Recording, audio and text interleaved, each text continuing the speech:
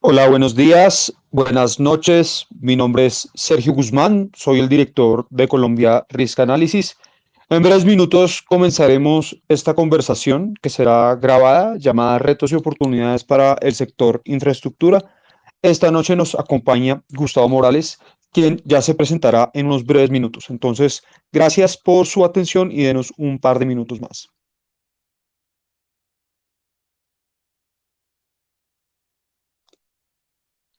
Bueno, magnífico. Entonces, teniendo en cuenta que hoy la conversación política en Colombia parece gravitar al torno de la decisión de la Corte Constitucional de despenalizar el aborto, supongo que vamos a tener una participación poco concurrida a este espacio, pero no por ello deja de ser importante este tema. Hoy vamos a hablar precisamente sobre los retos y oportunidades para el sector infraestructura y vamos a tocar varios temas y estamos acá con un panel de lujo. Nos acompañan Miguel Nieto y Gustavo Morales y me gustaría que cada uno de ustedes se tome un momento para presentarse, empezando por supuesto por Gustavo.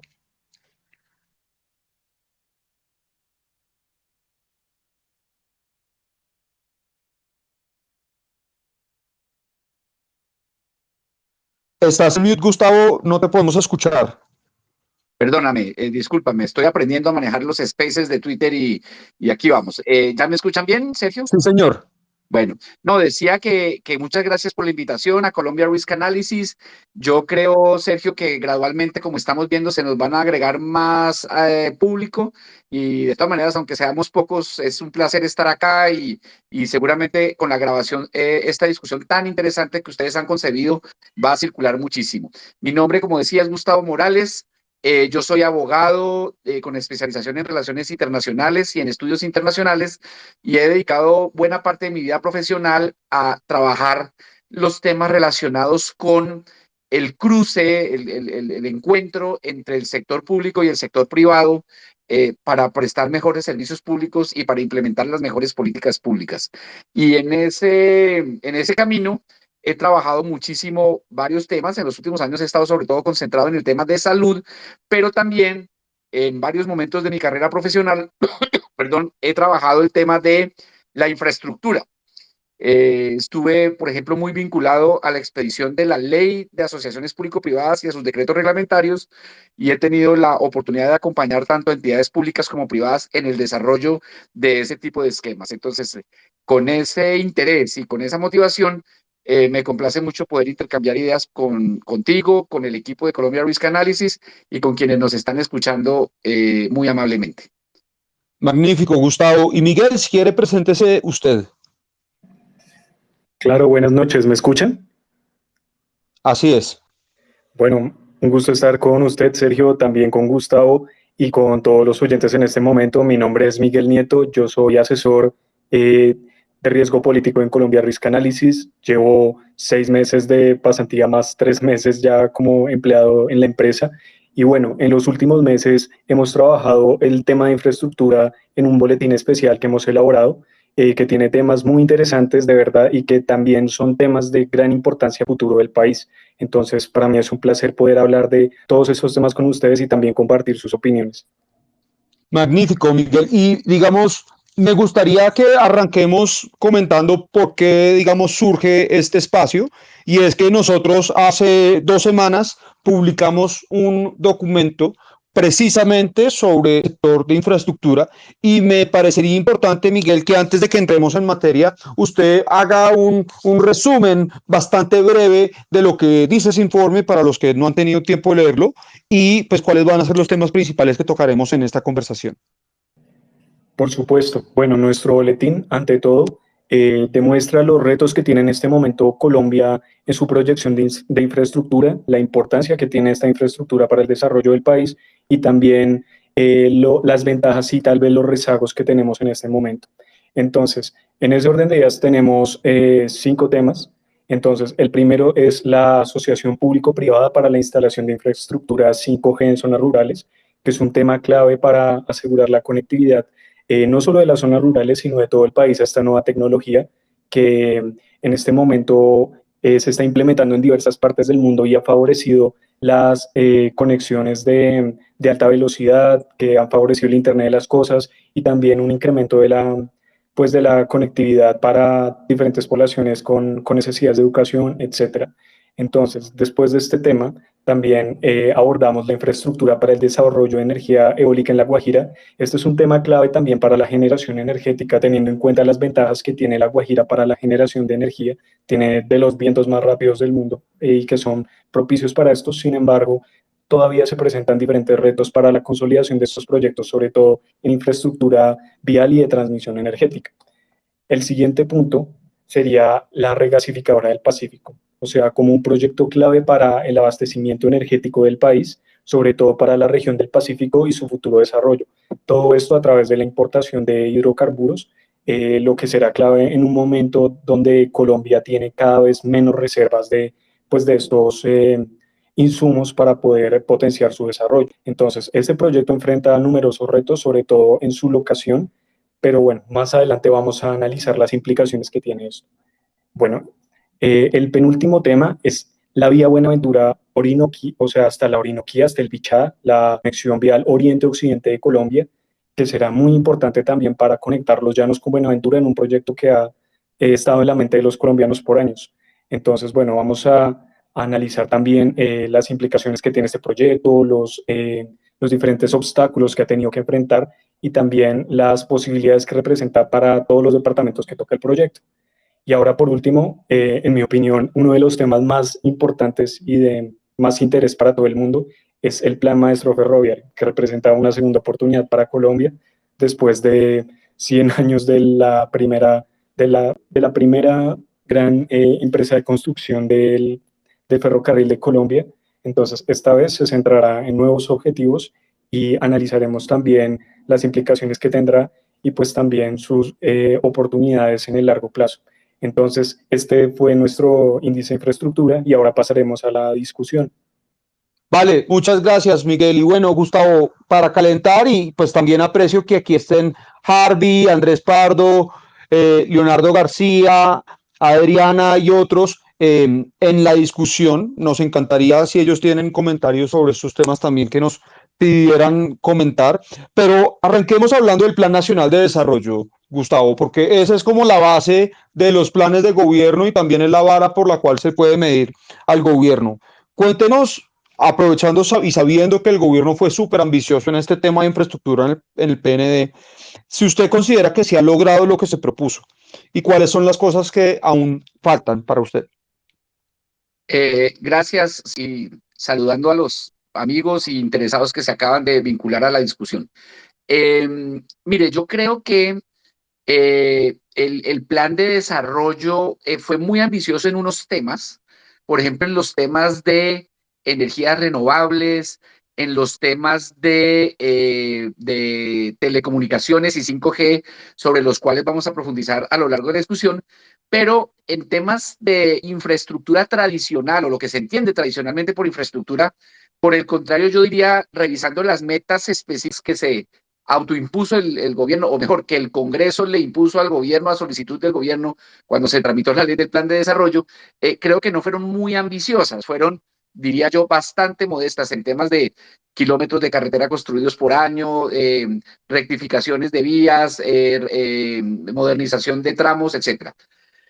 Dicho eso, la verdad es que no le ha ido nada mal al gobierno Duque en esos temas, ni en los temas de infraestructura más novedosos que acabo de mencionar, ni tampoco en los temas de vías y de aeropuertos. De hecho, Sergio, ustedes en el muy buen informe que acaba de resumirnos Miguel, comparten entre los muchos datos que hay ahí en ese breve informe, pues está el dato de cómo le ha ido a Colombia en distintos conceptos de infraestructura según el World Economic Forum y allí ha habido avances importantes en unos, eh, muy pocos avances en otros y retrocesos en otros. Pero específicamente sobre el plan de desarrollo, los avances, por ejemplo, si nos basamos en la propia evaluación que hace el DNP de los avances de las metas, han sido superiores, sobre todo en el tema ferroviario, en el tema vial y en el tema aeroportuario y portuario, a las propias metas que se había puesto el gobierno, y reitero, parecerían metas modestas y luego eran fácilmente superables. Eso es una estrategia política en la que incurren todos los gobiernos, se ponen metas bajitas para superarlas fácilmente y en efecto, en este caso, casi todas ellas se han superado. Pero,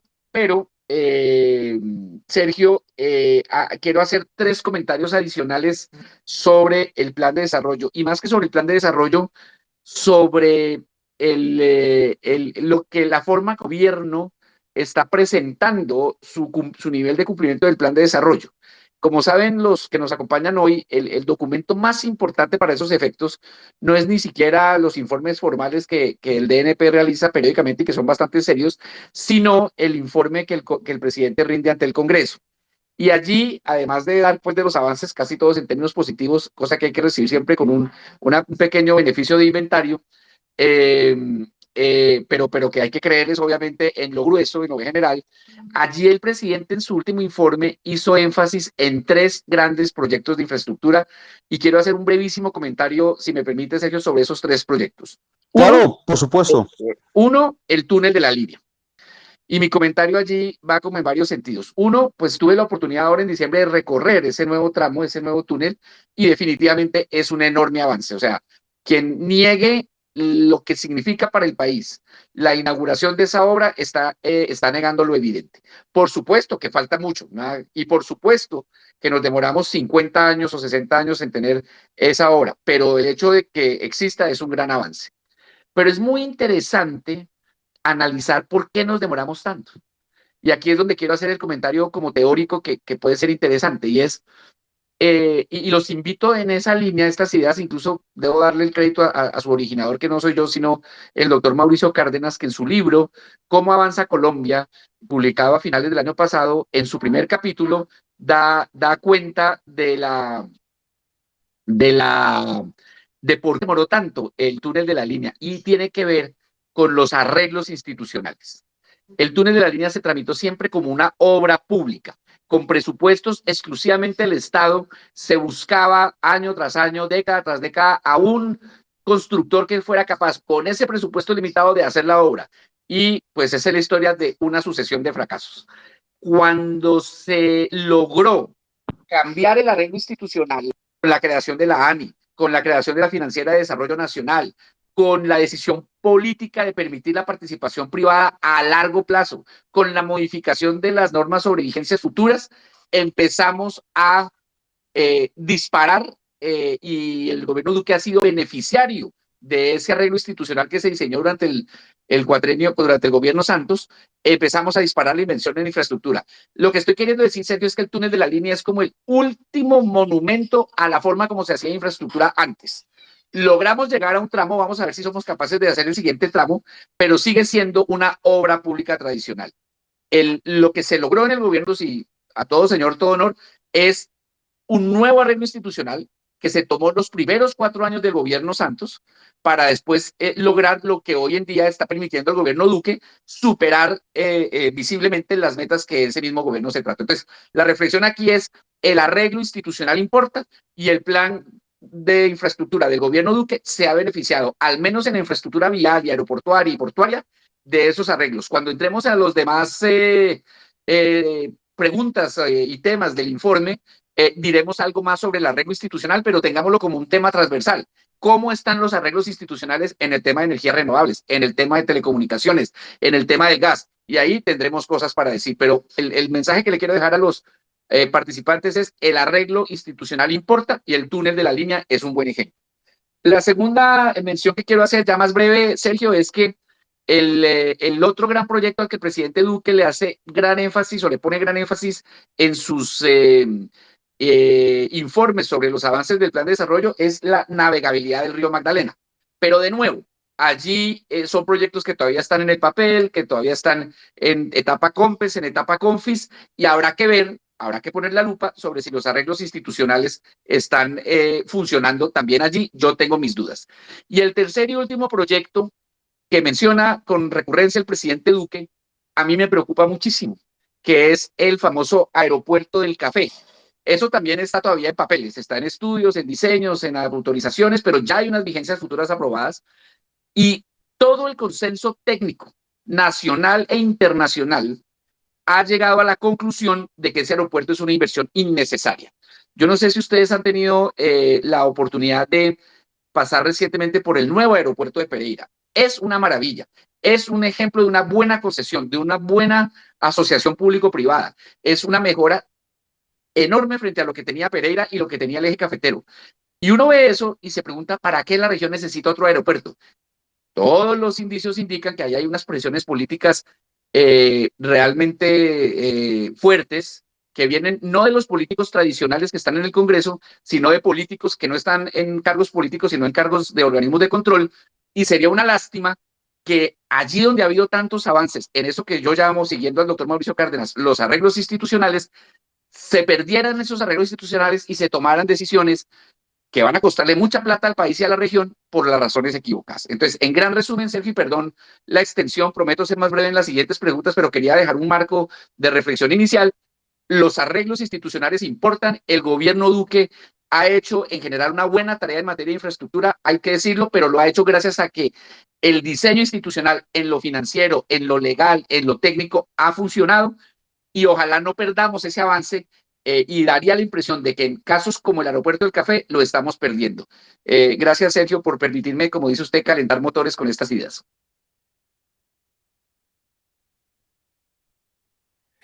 Muchísimas gracias, Gustavo. De verdad, su aporte ha sido pues vital para nosotros. Abordar toda la parte de arreglos institucionales y también el tema del aeropuerto del Café, pues será algo clave también. O sea, si bien no abordamos el tema del aeropuerto en nuestro boletín, sí ha sido nuestra información durante el último año en Colombia Risk Analysis y nos parece que de verdad es necesario tener estas aclaraciones sobre la necesidad de estos proyectos y la forma en la que se harán. Y bueno, ahora vamos a pasar a hablar del tema de las asociaciones público-privadas para las 5G. No de vías, sino la telecomunicación que hablábamos anteriormente. Entonces, primero que todo, voy a preguntar, ¿cuáles son los retos que enfrentará la construcción de infraestructura 5G en zonas rurales, como lo mencionábamos anteriormente? Y también, ¿existe un riesgo de que los hechos de corrupción y controversias en el gobierno, como el reciente escándalo de las Mintic, sea algo disuasivo para los inversores en el corto y en el largo plazo? Pues Miguel, yo quiero destacar varias cosas sobre este primer tema. Recordémosle a los que se acaban de unir que en el documento de los riesgos de infraestructura que publicó hace poco Colombia Risk Analysis, el primer capítulo es el que tiene que ver con la llevada o el acceso de redes 5G de telecomunicaciones a zonas rurales. Y aquí entonces hay varias cosas para destacar. El documento las destaca y yo las quiero subrayar y decir algo sobre ellas. La primera es que sería la primera vez, ojo, estamos hablando de cómo extender la tecnología 5G a las zonas rurales. Eso es de lo que estamos hablando. Y el documento cuya lectura pues promuevo e invito a que la hagan todos los participantes es muy enfático, muy preciso en explicar cómo se pueden beneficiar los campesinos, la agroindustria, la minería con este esfuerzo que va a hacer el gobierno. Entonces vale la pena leerlo para entender de qué estamos hablando, pero lo que quiero decir es que esta sería la primera vez que en el tema de despliegue de redes de comunicaciones se promueve una asociación público-privada. Cómo ha funcionado ese despliegue en las últimas décadas es que el gobierno, que es el propietario del espectro electromagnético, abre periódicas licitaciones o convocatorias para adjudicar vía concesión el uso de esas redes a empresas privadas. El gobierno es el dueño de la red y el privado explota ese recurso público. Guardadas las proporciones y atendidas las diferencias obvias, es igual que una carretera. El corredor, la cinta de la carretera, por donde va la carretera, es del Estado, siempre es del Estado, y lo que se hace es que se le dice a un privado, y hay pues un buen ejemplo, Miguel, de lo que llamamos arreglos institucionales, que lo explote durante 20, 30, 40 años, y obviamente al final ese bien con las mejoras y con las inversiones que ha hecho el privado, revertirá al Estado. ¿Por qué? Pues porque eso es del Estado y nunca deja de ser. Eso ha sido como ha funcionado el esquema en las infraestructuras tradicionales, especialmente la vial es la que se viene en mente. Y también ha funcionado así en lo de telecomunicaciones, como explicaba. Pero ahora, este proyecto que ustedes explican muy bien en el documento, está diciendo que como no es rentable para un privado necesariamente echarse al hombro el riesgo financiero de la operación y la explotación de ese espectro en zonas rurales, eh, pero sí puede ser de interés para algunos ir en asocio con el Estado en la explotación de eso, lo que se propone es una asociación público-privada. Usted, señor privado, y yo, Estado, vamos conjuntamente a explotar esa red. Fíjate, Miguel y compañeros, que aquí la decisión del Estado es un poco distinta a la tradicional, porque ya no es a quién quiero darle yo durante 50 años o durante 30 años el recurso público para que lo explote, sino con quién me quiero asociar para explotarlo conjuntamente, dado que el privado solo no va a encontrar ahí rentabilidad, pero es un deber del Estado hacerlo y de pronto si yo le ayudo al privado, vamos a encontrar entre los dos una rentabilidad razonable. Entonces, tal vez aquí el primer mensaje es que es muy buena noticia que se abra la modalidad de asociación público-privada para este tipo de cosas, con las grandes ventajas que ustedes explican en el documento. O sea, aquí la noticia es, entran las APPs a el mundo de las telecomunicaciones y de las redes de móviles y de Internet que tanto necesita el país para desarrollarse. Eso es una novedad y es una muy buena noticia. La segunda reflexión aquí, Miguel, es que, de nuevo, quiero, y esto va a ser un tema transversal al que vamos a volver una y otra vez, destacar o subrayar o preguntarme mejor, cómo es, y compartir esa pregunta con el equipo y con los oyentes, cómo es el arreglo institucional aquí. Así como en infraestructura tradicional, vimos que el gobierno Santos hizo un gran esfuerzo de trabajar en la institucionalidad y solo después empezó a sacar contratos y a impulsar las inversiones solo cuando estaba claro quién decide y cómo decide y cuándo se decide. Pues en el mundo de las telecomunicaciones también hay un arreglo institucional, también lo hay. Y ahí hay que destacar como muy positivo la existencia de la CRC, de la Comisión de Regulación de Telecomunicaciones. Ese es un organismo, tuvo algunas modificaciones recientes en una ley del año 2019, espero no equivocarme. Algunos observadores temían que ese cambio legal fuera a afectar la independencia técnica y el blindaje político de la CRC, pero claramente la CRC ha demostrado que sigue blindada y que sigue siendo un ente técnico y autónomo del ministerio, no obstante las presiones enormes a las que se ha visto sometida por parte del ministerio y por parte de otros órganos políticos para tomar sus decisiones. Entonces, la tranquilidad que hay que dar acá es que allí también, como en el primer caso que hablábamos hace unos minutos, hay un arreglo institucional que está funcionando bastante bien. Y voy a poner un ejemplo que nos saca un poquito del tema, Miguel, pero es para ilustrar el punto. El hecho de que a mediados del año pasado la CRC hubiese declarado que una gran compañía de telecomunicaciones tiene una posición dominante, pues eso revela que es capaz de, frente a evidencia fuerte, tomar decisiones no obstante las presiones que pueda recibir de otras instancias. Eso es una tranquilidad para estos efectos. Y veamos a ver cómo opera en este proyecto que ustedes están analizando, que es el de 5G en zonas rurales, pero yo tengo la tranquilidad de que eso va a estar bien. Recuerden, no pierdan de vista que aquí quien decide con quién asociarse es el propio Estado y luego verá si esa asociación se merece ser adjudicataria del espectro o no. Son como dos tiempos de decisiones y habrá que ver cómo opera una y cómo opera la otra. Y el tercer y último comentario, Miguel, que quiero hacer es el siguiente, sobre este primer tema. Ustedes señalan en el documento de que, como lo demuestra el caso terrible de centros poblados, aquí hay un riesgo de corrupción que puede espantar a los mejores inversionistas. Yo creo que eso es cierto, pero de nuevo, eh, conviene siempre acotar y precisar dónde es que está la preocupación, como dicen coloquialmente, dónde está la bolita, o de qué estamos hablando cuando hablamos de corrupción. En el caso de centros poblados, fue la corrupción tradicional. El Estado iba a adjudicarle a un privado el uso rentable de un bien público, porque así lo permite la ley, porque está demostrado que así nos va a mejorar a los colombianos, pero hubo unos privados que vaya uno a saber si con o sin complicidad de la administración abusaron de esa posibilidad y se hicieron a un contrato fraudulentamente.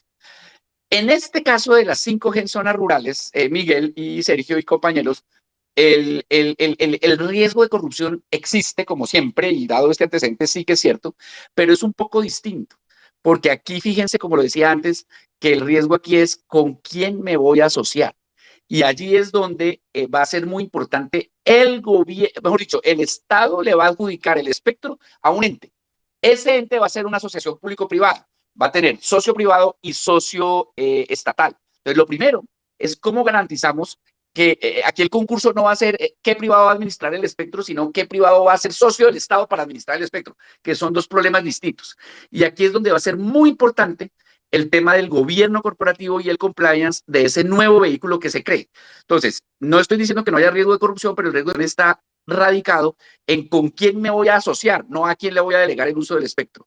Y como el Estado va a ser socio, pues va a ser muy interesante ver cómo se construye ese nuevo vehículo, con qué riesgos, con qué criterios de gobierno corporativo para blindarnos de una futura corrupción. No sé si esa sutileza pude transmitirla bien, o espero que sí. No, sí, o sea, ha quedado muy claro el tema, Gustavo, de verdad. Me parece muy relevante que se mencione la responsabilidad del Estado en este tipo de procesos, más que la responsabilidad, pues, del accionar de los privados, que muchas veces han sido responsabilizados en mayor medida. También me parece muy relevante el papel que tiene la comisión, o sea, para asegurar garantías para los inversionistas, lo cual, pues, siento que da pie para tener inversiones exitosas a futuro en estos temas. Bueno, Gustavo, vamos a pasar al siguiente tema y es que, vale, se habla mucho de descarbonización en todo el mundo y está en la agenda de todos los países. Sin embargo, es claro que el país necesita producir y consumir hidrocarburos por mucho tiempo más. Entonces, la pregunta es, ¿cuál es el futuro del proyecto clave en estos temas, que es la regasificadora del Pacífico?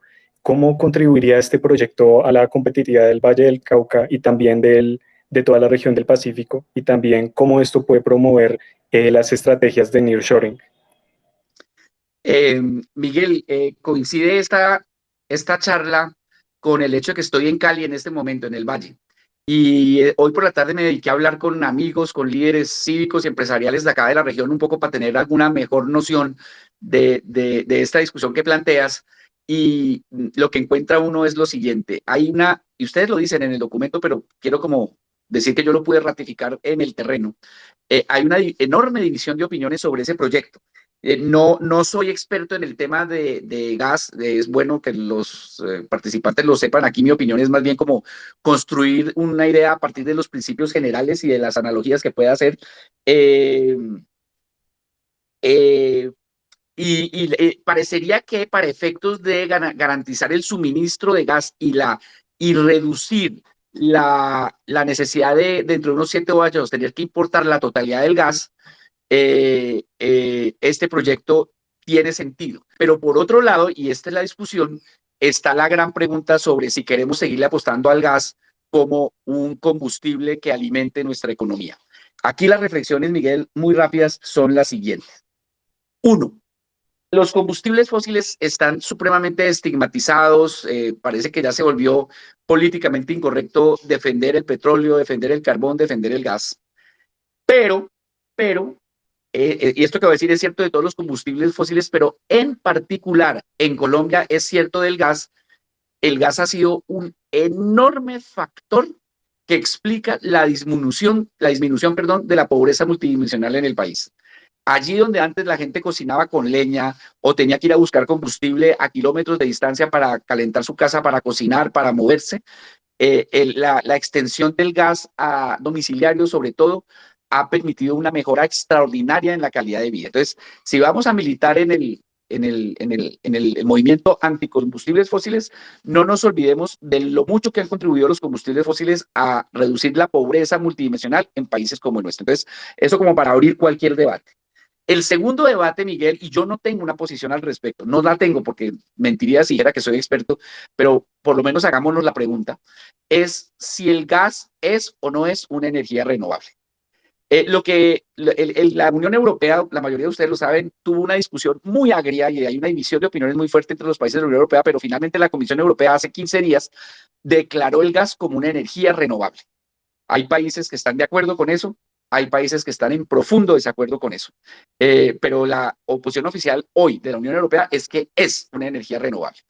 Lo que le dicen a uno los expertos cuando uno consulta estos temas es que no es una energía renovable, por definición científica y técnica no es renovable porque se agota con su uso y es muy difícil recuperarlo, pero es mucho mejor que el carbón y que el petróleo y por lo tanto es un gas que puede contribuir muchísimo, es una energía que puede contribuir muchísimo a la transición hacia energías renovables.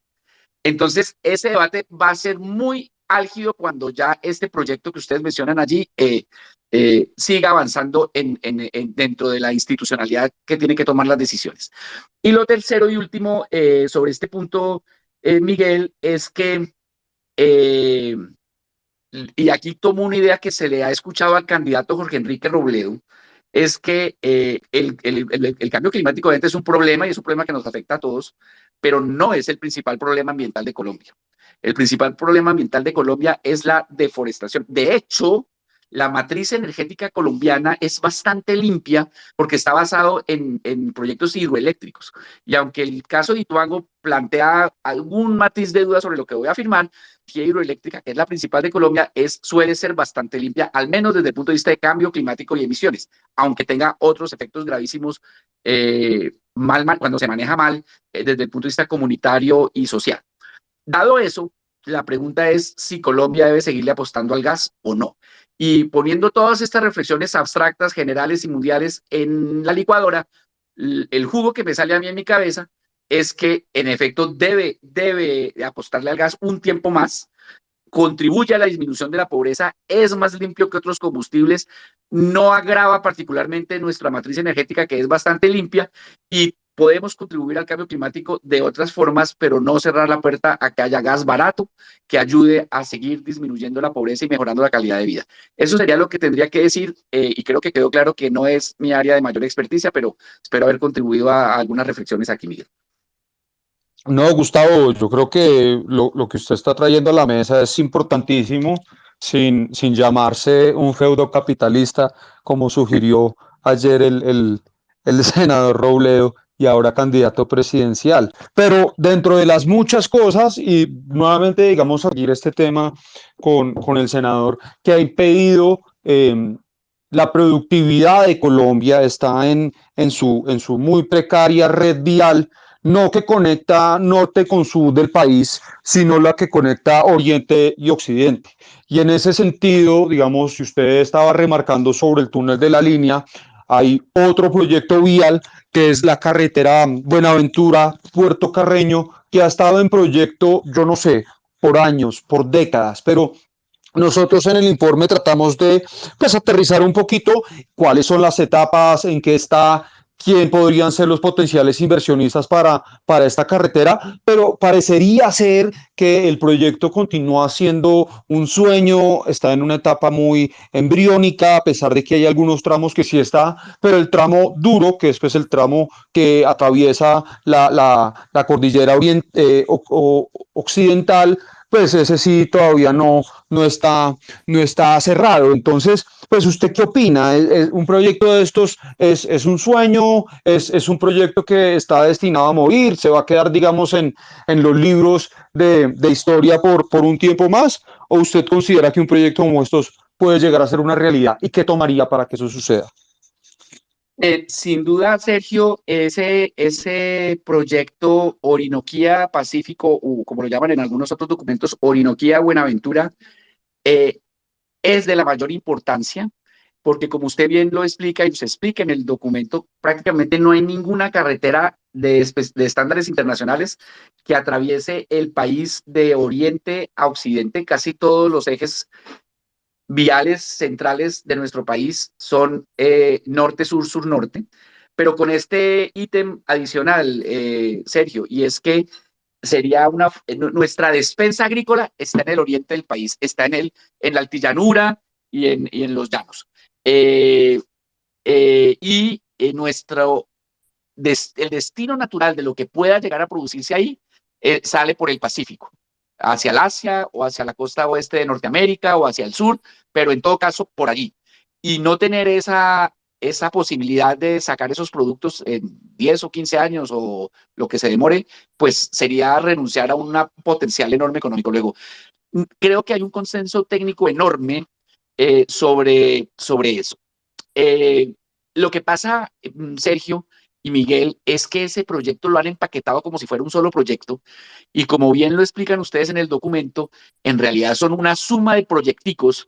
Uno, de proyecticos es una palabra equivocada, de proyectos separados que uno están en distintos grados de avance. Muchos están apenas en estudios y otros están en algún nivel de ejecución, pero no están conectados con el resto. Y también difieren no solo en su estado de avance, sino en su naturaleza. Algunos son carreteras departamentales, otros son carreteras nacionales.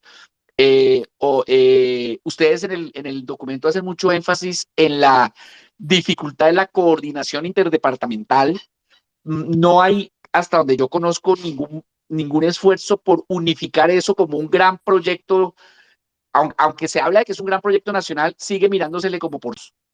y ahí es donde yo creo que ahí está la mayor dificultad, que de nuevo, qué pena lo reiterado, pero es que es el tema más importante de todos, tiene que ver, Sergio, con los arreglos institucionales. Y en efecto, como usted lo explicaba, y me parece que lo menciona el documento, de todo ello, el tramo que está más crudo y del menos avance y que es el que haría viable el resto, porque una vez se desate ese nudo, el resto casi que se cae de su peso por añadidura, simplificando mucho obviamente, es el tramo entre Florida, aquí en el Valle del Cauca, y Colombia, en el departamento del Huila. Y eso básicamente es un túnel que atraviesa la cordillera central. Entonces, hay algunos sectores de la ingeniería nacional que opinan que ese sería un túnel redundante frente a los avances que tenemos en el túnel de la línea. Los que conocemos esta zona y sabemos bien cómo funciona, pues claro que concluimos que no hay nada de redundancia. Es como el tema de que le escuchaba a alguien en estas de que cómo es posible que haya solo 9 puentes a todo lo largo de la geografía nacional que atraviesen el río Magdalena. En más de 1900 kilómetros solo hay 9 puentes. Bueno, ya ahora hay menos gracias a los proyectos 4G de vías, pero igual, ¿cómo es posible que nos declaremos satisfechos con solo un túnel atravesando la cordillera central? Estoy divagando, Sergio, porque lo que quiero decir en realidad es lo siguiente. Ese es un proyecto importante, ese es un proyecto que algún día hay que sacar adelante, pero es un error conceptualmente referirse a él como un proyecto, cuando en realidad es una suma de carreteras, ideas de carreteras o proyectos de carreteras o sueños de carreteras que están todavía sin enlazar. Allí hay un gran desafío para el próximo gobierno y es cuál debe ser el mejor arreglo institucional para sacar eso adelante. Una gran asociación pública-privada que lo cubra todo, unos 2 o 3 tramos como se hizo con Ruta del Sol, a veces asociación público-privada, a veces concesión, a veces obra pública. Ese es un gran desafío y al respecto los invito a estudiar un documento que publicó a finales del año pasado la Cámara Colombiana de Infraestructura Regional Occidente, liderada por la doctora María Isabel Alvarado, que yo creo que explica muy bien las ventajas del proyecto, pero sobre todo sus desafíos desde el punto de vista institucional. Esas serían mis reflexiones específicas sobre ese proyecto, querido Sergio. No, Gustavo, magnífico. Y pues en este momento quiero pues reconocer que hay varias personas acá que también saben mucho de inversiones, de project finance, que si les interesa y si quisieran compartirnos sus impresiones hasta ahora de lo que hemos conversado, pues que no duden en buscarnos, que no duden en buscar abrir su micrófono para comentar. Y bueno, Miguel puede ir al penúltimo tema antes de que cerremos el space, el cual pues agradecemos a todos que estén interesados. Entonces vamos con Miguel y después Inversiones Cerebalí tiene un comentario. Vale, vamos ahora a introducir el siguiente tema y es hablar de trenes. Hace 100 años echamos a perder las ganancias del Canal de Panamá, las indemnizaciones que invertimos en el sistema ferroviario nacional. Hoy en día, gran parte del trazado está inutilizable y solo una fracción en este momento es operativo. Sin embargo, el año pasado el gobierno lanzó el Plan Maestro Ferroviario con el fin de crear una nueva hoja de ruta para recuperar esta infraestructura que es clave para el transporte de personas y de mercancías a lo largo del país. Entonces, ahora nuevamente la pregunta ¿es lograble o no este asunto? Y si considera que es lograble, ¿qué cosas necesita el país para atraer la inversión hacia este sector ferroviario? Miguel, seré muy breve porque me interesa mucho que en los minutos que nos quedan escuchemos más bien a la gente que está acá, muchos de los cuales saben más que nosotros de muchos de estos temas. En el documento que estamos analizando, el documento de Colombia Risk Analysis sobre infraestructura, eh, se señala que en el informe del World Economic Forum, eh, estamos en la calidad de nuestra infraestructura, estamos en el puesto 81 dentro de 141. Pero a ese puesto 81 se llega, como siempre, promediando muchos factores. Por ejemplo, nos va muy bien, a mí me sorprendió lo bien que nos va en el tema de conectividad aeroportuaria, eficiencia de los servicios de transporte aéreo, el tema de buques, el tema de los servicios portuarios, el tema de la calidad del suministro eléctrico y otros, pero nos va muy mal en otros, porque ya hemos comentado aquí como conectividad vial, calidad vial, calidad de las vías, etcétera. Pero he aquí lo interesante, Miguel. En el tema de eficiencia de servicios de tren, si bien aún estamos por debajo del promedio, esa es la variable que según el World Economic Forum ha mejorado más en Colombia, mucho más del último año que en el último año desde que se hizo el informe, que los demás criterios. Entonces, algo bueno está pasando en el tema ferroviario que yo quiero destacar acá. Y segundo, Miguel, en este punto lo que yo quisiera subrayar como más positivo es que existe un plan maestro ferroviario. Y esos planes maestros son parte de un buen arreglo institucional. Una vez existe el plan maestro, todo lo demás empieza gradualmente a encajar. Y yo creo que dentro de unos años, cuando miremos, nos vamos a sorprender de los avances que ha tenido Colombia en lo ferroviario gracias a esta nueva institucionalidad. La pregunta suya, Miguel, no la estoy contestando, pero es que quería hacer esta introducción de tipo general. ¿Qué se necesita para que esto pase? Lo mismo que se necesita para que haya más vías, para que haya más aeropuertos, para que haya mejor red gasífera, para que haya mejor red de telecomunicaciones. Un buen arreglo institucional y algo que no quiero terminar sin dejar de mencionar. Tenemos que fortalecer mucho. Uno, el gobierno corporativo de las empresas con las que el gobierno se asocia para adelantar todos estos proyectos, bien vía APPs, bien vía concesiones, bien vía obra pública, bien vía asociación o sociedad para explotar un bien conjuntamente. Yo no sé, se lo preguntaba a algunos de los expertos y veo que algunos de ellos están aquí acompañándonos, cosa que nos honra mucho. ¿Por qué no hay inversiones gringas en infraestructura en Colombia? ¿Ustedes se han preguntado eso? Pues la respuesta es muy sencilla. La mayoría de las grandes empresas de infraestructura americanas están inscritas en bolsa. Y como están inscritas en bolsa, les cuesta mucho trabajo entrar a competir en Colombia, someterse a la regulación colombiana con los riesgos de corrupción que ya mencionamos, pero también el riesgo de arbitraria persecución o sanción. Un CEO gringo que quiera meterse en Colombia le van a hacer un due diligence, como, perdón el anglicismo, pero pues ustedes saben todos de qué estoy hablando, y ese due diligence le va a decir a ese CEO gringo, oiga señora, allá en Colombia sí, hay un arreglo institucional más o menos razonable, hay agencias independientes, la ANI, para poner un ejemplo que también aplica en lo ferrovial, es una entidad que ha logrado politizarse. Ha habido algunos escándalos de corrupción de alto nivel, pero son más bien contados en comparación con otros países. Pero, señor CEO, usted tiene el riesgo de que una señora que se llama la procuradora o un señor que se llama el contralor lo investiguen a usted si usted llega a firmar un contrato con el Estado. Cuando el señor CEO se entera de eso, sale corriendo, se va para otro país donde no tiene esos riesgos. Entonces, ¿qué necesitamos acá? Terminar de aclarar si el arreglo institucional incluye o no incluye la posibilidad de que las empresas privadas que quieren colaborarle al Estado en lo ferroviario, que es la pregunta, o en lo aeroportuario, o en lo que usted quiera, Miguel, van a ser tratadas como si fueran un apéndice del Estado o van a ser tratadas como lo que son empresas privadas que están buscando un negocio y que si cumplen el contrato y que se cumplen las reglas tienen derecho a una utilidad. Todo esto tan enredado que acabo de decir es para decirle que el gran problema o uno de los grandes problemas que detiene que haya mejores empresas en este tipo de ámbitos es el miedo a los organismos de control, que en el fondo, Miguel, es el mismo miedo que tienen los mejores profesionales del país, que ya les da mucho susto vincularse al Estado porque corren un riesgo altísimo. Esas entidades, Procuraduría y Contraloría, no sancionan a un corrupto ni por equivocación, pero en cambio persiguen muchísimo a los gerentes, a los ingenieros, a quienes toman decisiones en medio de circunstancias muy difíciles. Así es muy difícil que lleguen las mejores empresas.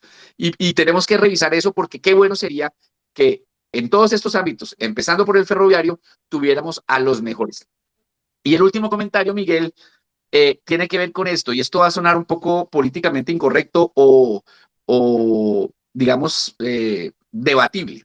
Hay un principio general, ojo con esto, Miguel, de la ley 80, que dice que en general este tipo de contratos deben adjudicarse a través de un proceso competitivo y con un principio que se llama el de pluralidad de oferentes. Veo aquí entre el público gente que puede explicar esto mucho mejor que yo y les pido disculpas por el atrevimiento. Ese ha sido un principio que se considera casi sagrado. Una cosa que no tenga pluralidad de oferentes casi que se ve como torcida, como pecaminosa, como que algo salió mal.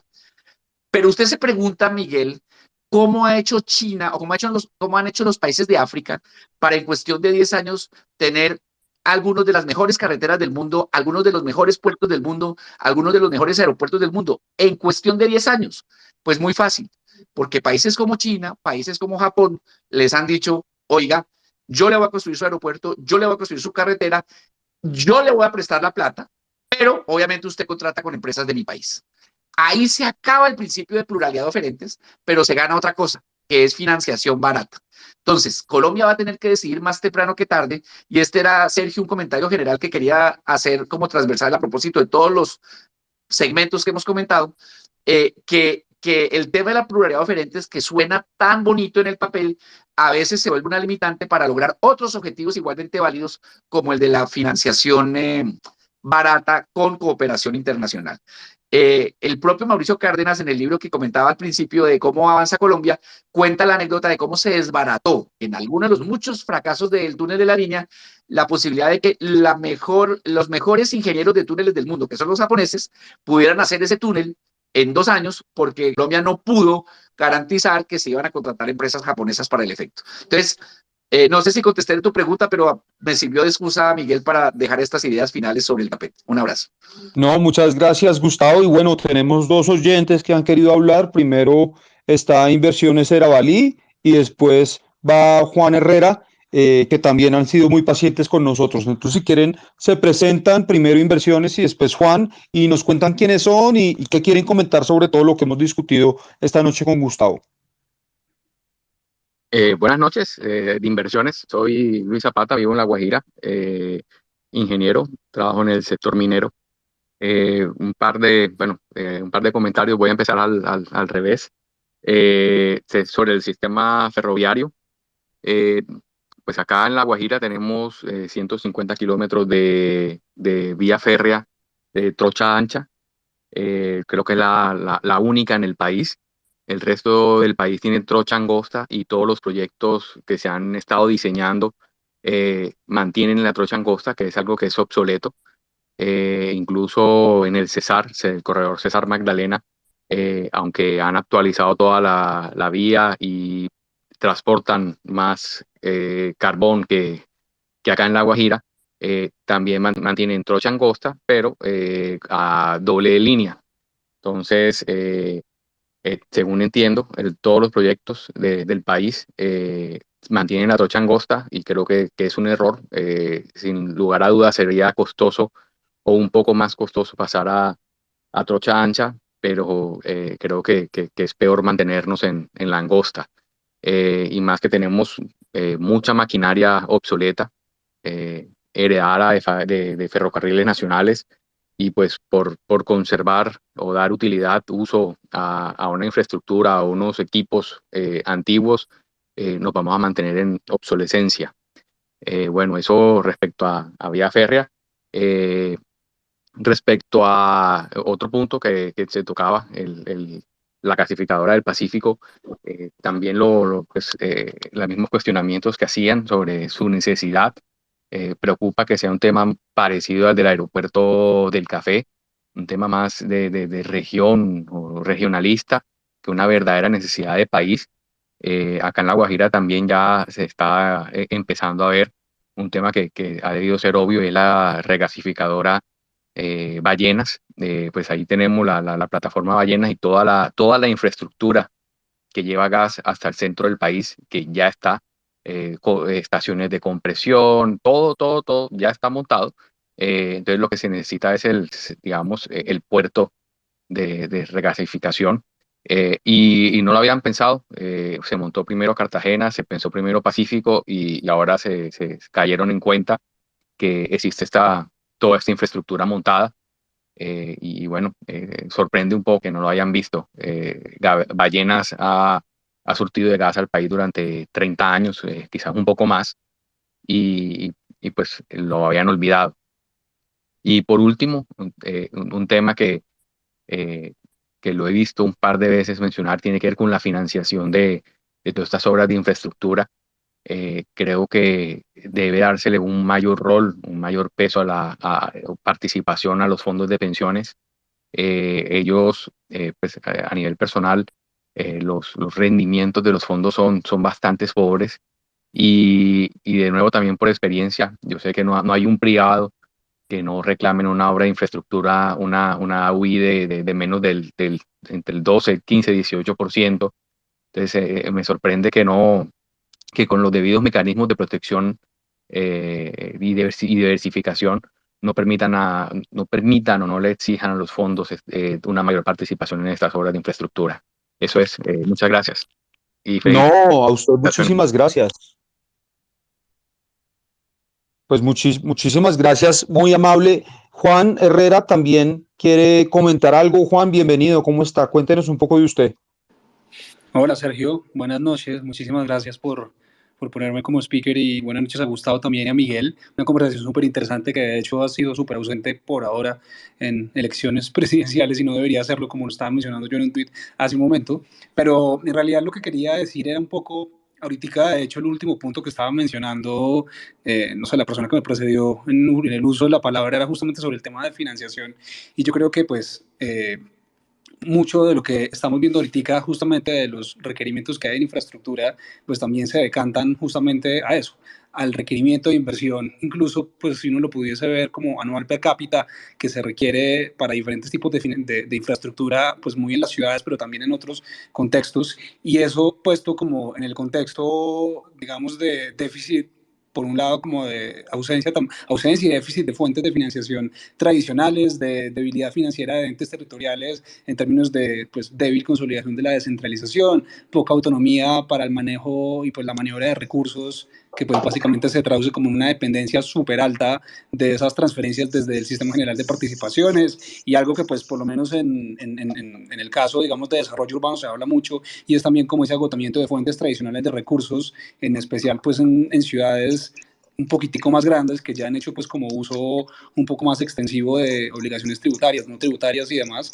Y hay algo que me parece muy interesante, que de hecho aquí veo a Catherine Sandoval, y ojalá Catherine pudiese subir como speaker y conversar un poco sobre el tema, que ella sabe demasiado sobre APPs, es justamente eso, el reto y la oportunidad enorme que presentan las APPs, que ahorita Gustavo estaba mencionando, como para suplir un poco y cerrar esa brecha que hay entre financiación, expertise y como el know-how y el músculo desde el sector público para la promoción de estas infraestructuras.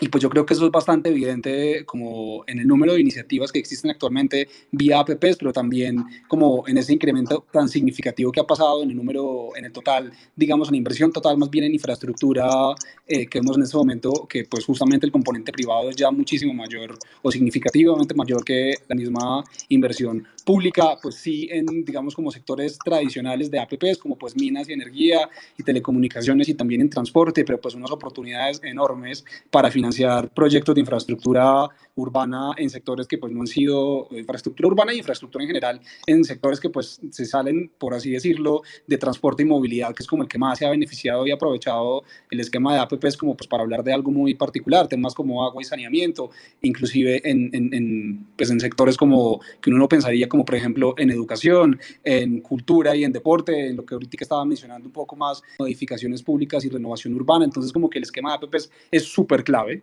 es demasiado potencial interesante, y pues qué chévere que lo estén mencionando acá ahora, y pues que también como las personas que están escuchando en realidad sepan que pues es un esquema supremamente poderoso para desarrollo de infraestructuras que no son necesariamente en transporte, pero que en últimas estamos hablando de financiación del desarrollo, de financiación de la infraestructura, razón por la cual es tan justamente pues potencial e interesante contar con el músculo pues de los privados para suplir estas necesidades que de por sí el sector público pues va a tener muchas dificultades para suplirlas, como pues por vía de recursos públicos únicamente. Entonces, solamente era eso. Muchísimas gracias por estos minutos, y gracias por el space.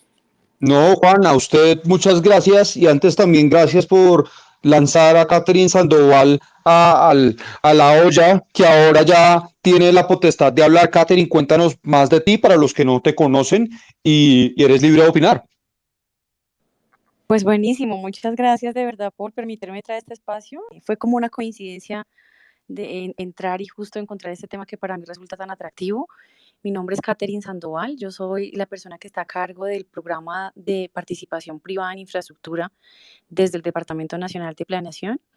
Es un programa que tiene como propósito consolidar el esquema de APP en Colombia y jalonar naturalmente inversión privada para cubrir infraestructura, brechas en infraestructura pública.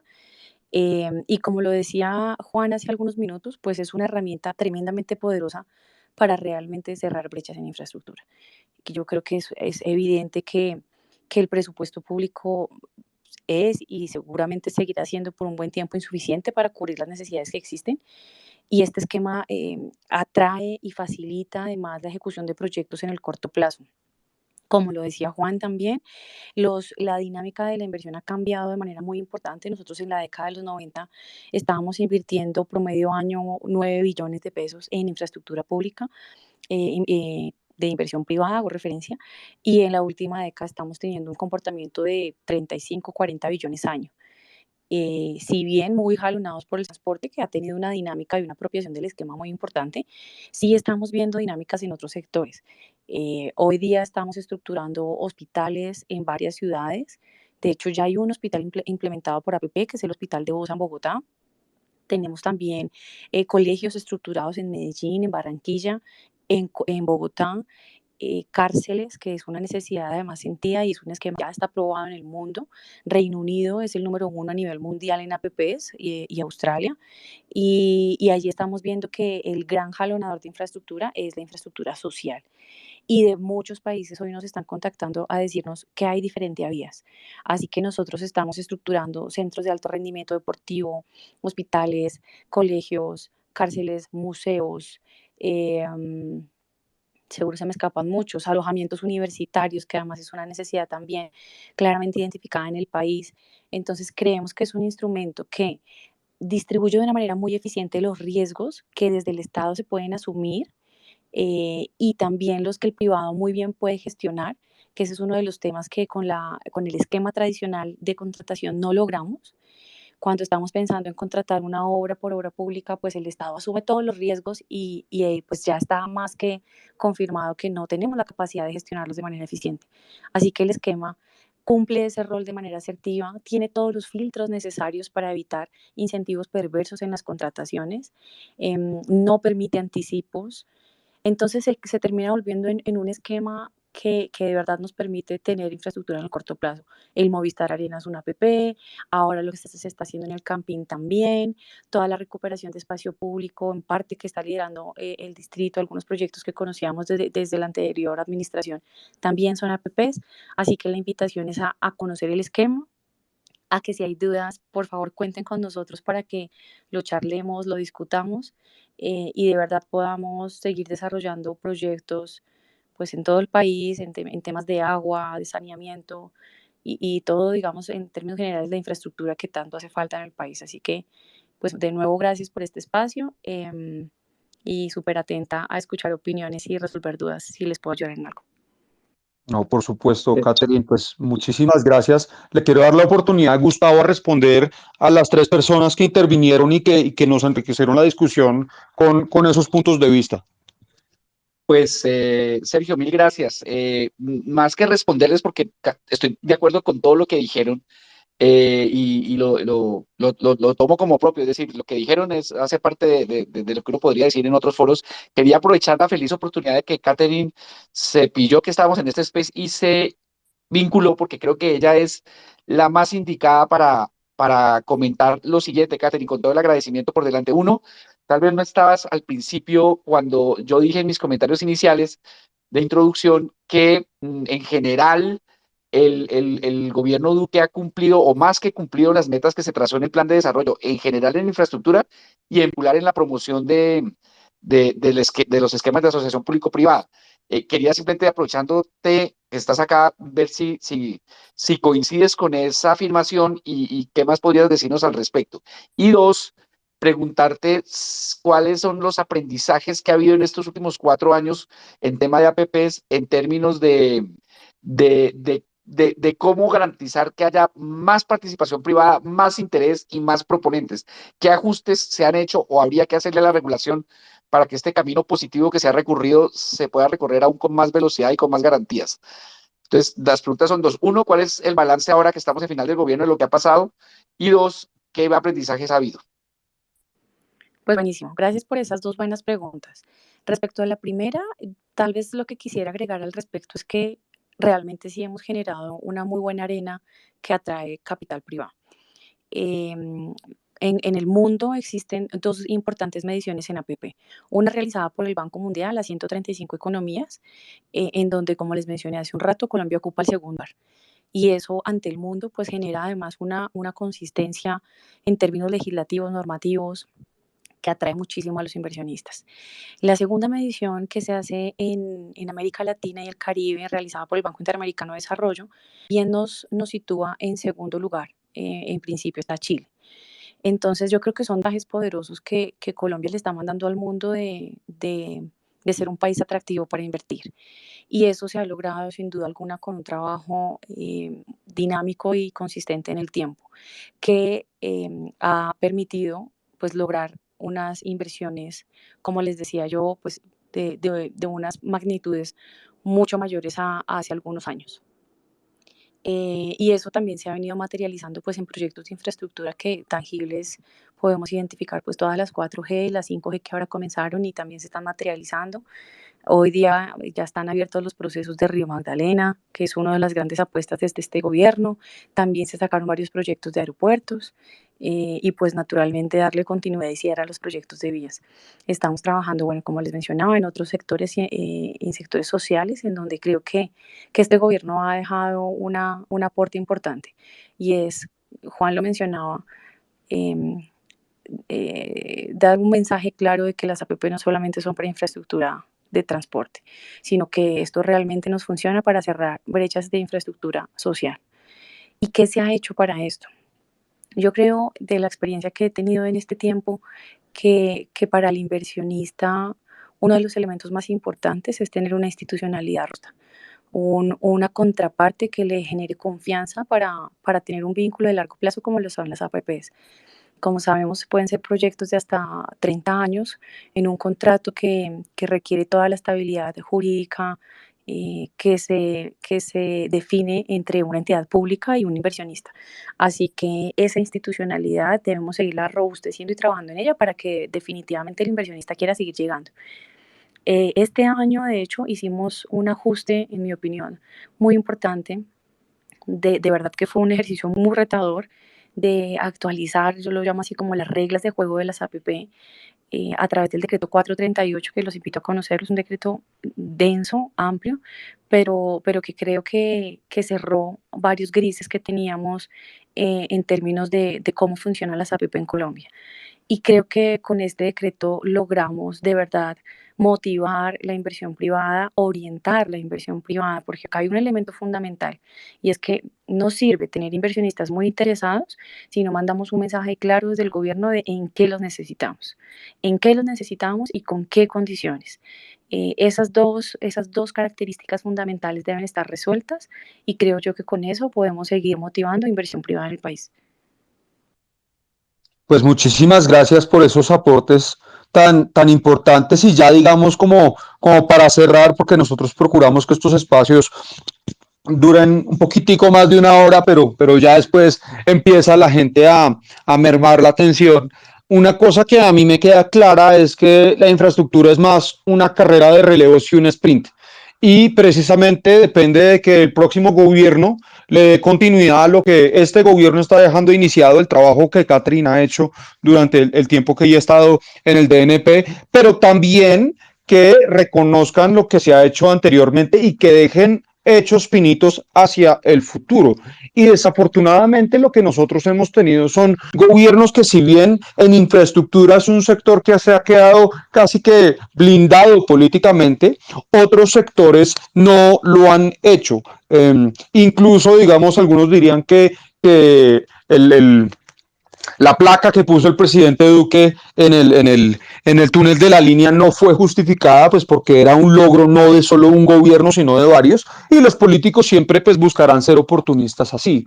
Pero entonces, Gustavo, y mirando su bolita de cristal un poquito, ¿usted cómo ve en qué va a quedar la continuidad de aquí hacia el futuro en materia de infraestructura y cómo podemos en estos últimos meses de gobierno preparar y allanar el camino para que esa continuidad sí sea efectiva? Pues de nuevo, Sergio, y creo que Catherine y todos van a estar de acuerdo conmigo, aquí lo clave es el arreglo institucional. Decíamos al principio que los arreglos institucionales que se le tomaron tiempo, esfuerzo y sangre y críticas al gobierno Santos permitieron dar el salto de cualitativo y cuantitativo en infraestructura que hemos visto en los últimos años y del cual se ha beneficiado el gobierno Duque. Pero al mismo tiempo, como usted bien lo dice, el gobierno Duque recibió la posta y con este decreto que nos cuenta Catherine, el 438, que yo he empezado a trabajar recientemente, vamos avanzando, vamos recogiendo aprendizajes y vamos abriendo nuevas puertas. Lo importante aquí, Sergio, mirando la bola de cristal, es que el nuevo gobierno construya sobre lo construido y no venga con ideas adánicas, ¿no? Estamos en el primer año de la creación, yo lo sé mejor que, yo sé hacerlo mejor que todos y borre de un plumazo esta arquitectura, este delineamiento de la cancha que nos ha permitido atraer a cada vez mejores socios privados del gobierno para estos proyectos en telecomunicaciones, en vías, en aeropuertos, en ferrovías, en gas, en fin, en energías renovables. Entonces, el llamado o la buena noticia es que los arreglos institucionales sólidos hacen más difícil que un gobierno irresponsable le haga daño a la cancha de juego, a la arquitectura básica donde se juega este partido. Entonces, ya tenemos buena arquitectura básica en telecomunicaciones, en energía, cada vez mejor en infraestructura. No tanto, yo creo que Catherine y Juan y los demás participantes van a estar de acuerdo, no tanto en salud y en educación, para poner un ejemplo cercano. Allí todavía estamos muy territorializados, estamos muy politizados, los organismos de supervisión no son claros, la tarifación no es clara, y yo creo, Catherine, que ahí ustedes enfrentan dificultades de otra índole, más complejas, más quisquillosas, que cuando estamos hablando de un puerto, de un aeropuerto, de una carretera, porque ahí hay mil problemas, pero el arreglo institucional es el adecuado. Entonces, el mensaje, Sergio, es qué bueno que mejor dicho, qué bueno que existen esos arreglos institucionales, porque a un gobierno irresponsable le va a ser muy difícil destrozarlos. Y preocupémonos en aquellos ámbitos donde los arreglos institucionales no son lo suficientemente sólidos. Ahí le puse un par de ejemplos: salud y educación. No, pues Gustavo, magnífico y a todos los que se unieron a este space les queremos agradecer y también les queremos decir que, pues primero que los que no hayan leído aún el informe de Infraestructura Colombia Risk Analysis, que está disponible en nuestra página, es absolutamente gratuito y está en español y en inglés. Y segundo, que en un par de meses también vamos a publicar un informe sobre el futuro de la economía naranja, que es otro de los proyectos bandera del gobierno y tratar de mirar esa bolita de cristal sobre ese mismo sector. Entonces los invitamos a seguirse conectando a los espacios de Colombia Risk Analysis, a seguir a Colombia Risk Analysis en redes y por supuesto a descargar nuestros informes. A Gustavo, a Miguel, a Catherine, Y los demás que intervinieron en este espacio, les agradecemos muchísimo el tiempo y les deseamos una feliz noche. Un abrazo a todos y gracias por la invitación. Gracias, feliz noche. Muchísimas gracias a todos.